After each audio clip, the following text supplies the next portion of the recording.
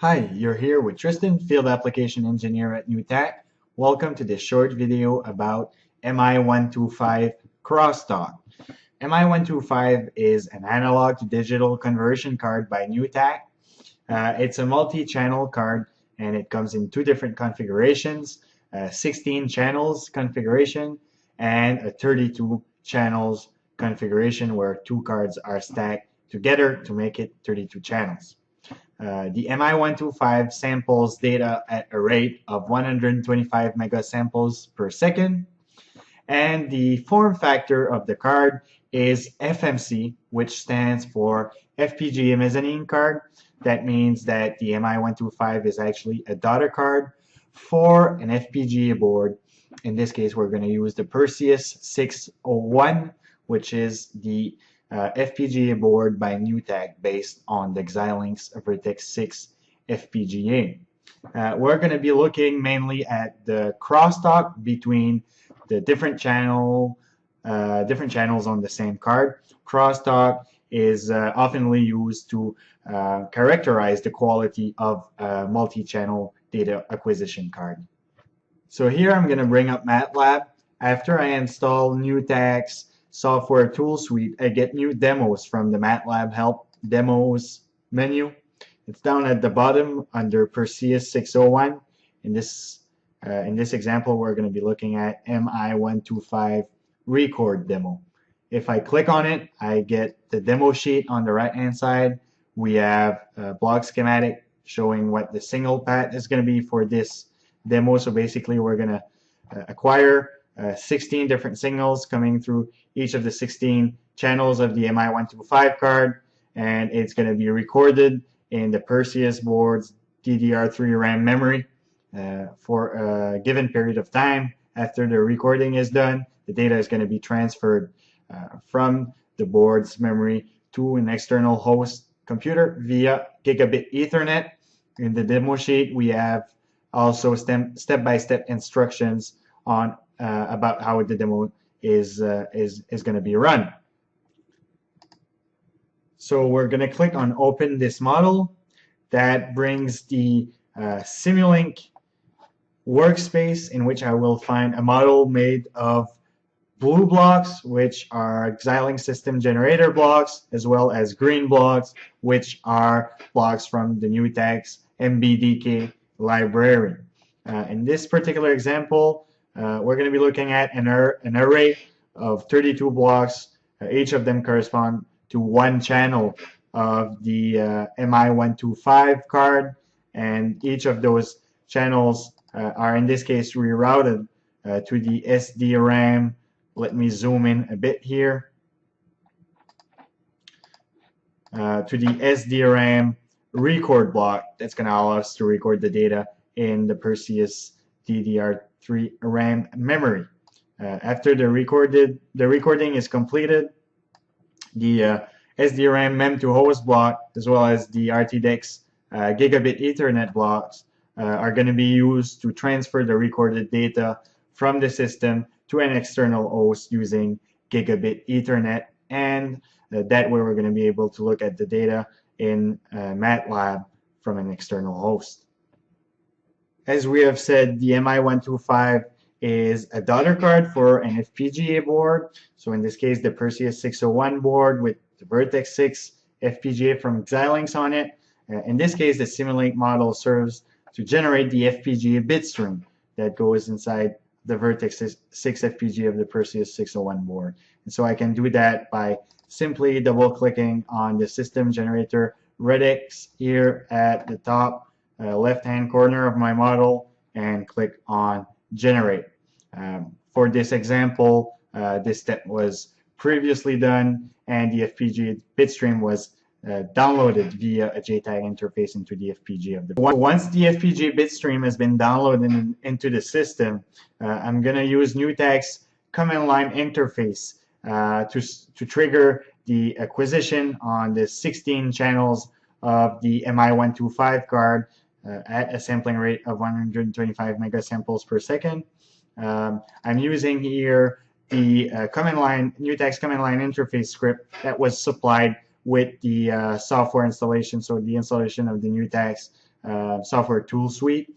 And in this script, I'm going to tell my system to do a burst of recording on the 16 channels for a given period of time and store the results in the board's RAM memory, and afterwards bring back the data onto the host, store it in a file that's going to be called in this case record.bin.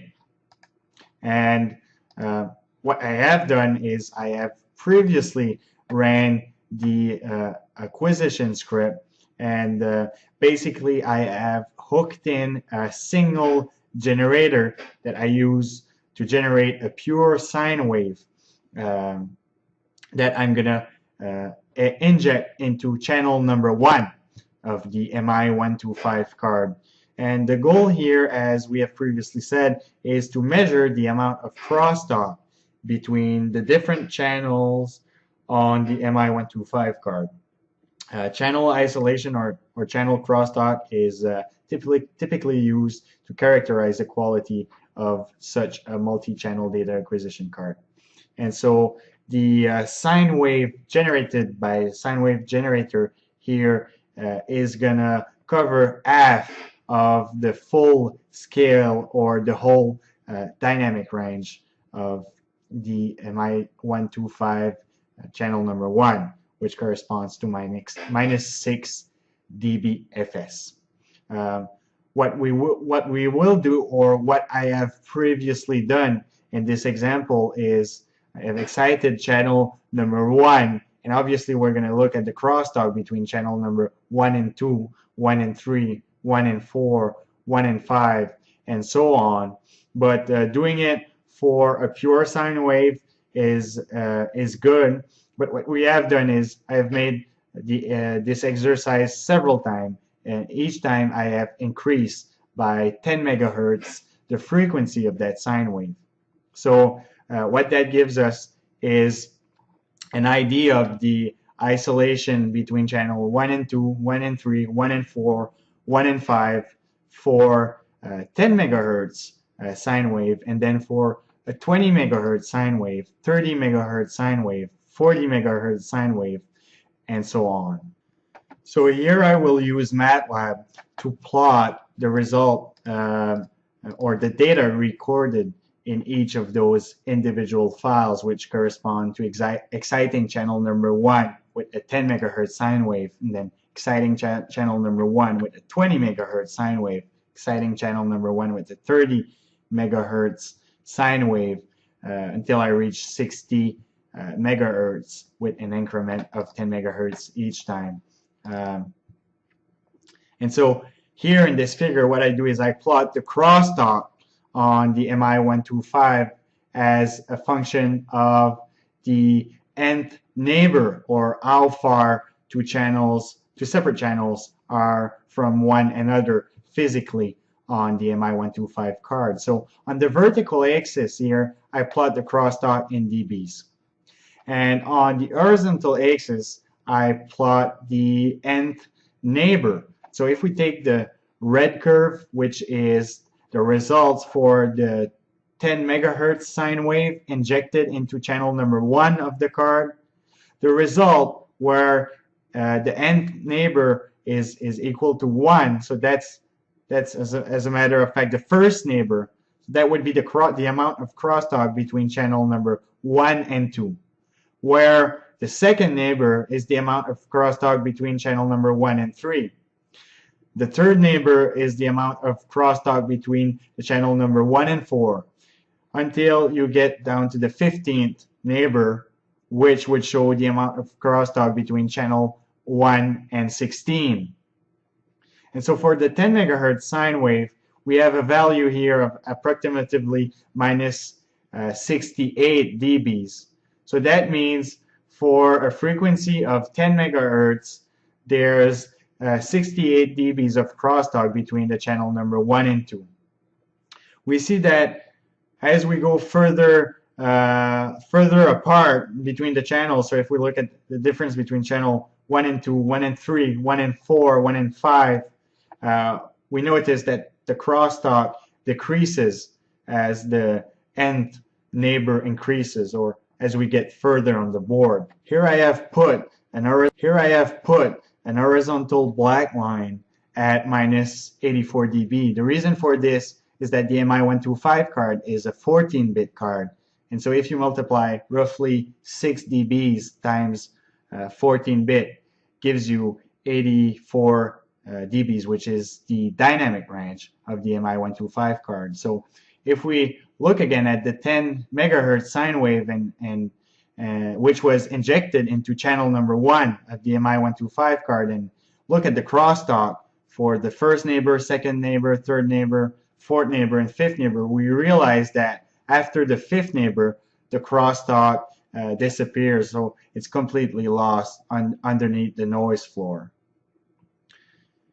On top of that, I have drawn a result for the 20 megahertz and 30 megahertz and 40 megahertz and 50 and 60 megahertz sine wave as well. And what we notice is that when we increase the frequency of the sine wave that was injected in channel number 1 of the MI125 card, the crosstalk increases. And so that shows that the isolation is better in lower frequencies, and that the crosstalk performance diminishes as the frequency increases. And so here, for the highest frequency at which we have run the test, which was 60 megahertz, the amount of crosstalk for the first neighbor was roughly 61 dBs, while as you get further on the board, the second neighbor, the third neighbor, fourth neighbor, down to the 15th neighbor, so between channel number 1 and channel number 16, basically, the crosstalk at 60 megahertz will go down somewhere between 75 and 80 dBs. So that was Tristan with a quick demo on the channel isolation, or the crosstalk, on the MI125 analog to digital conversion card by Nutaq.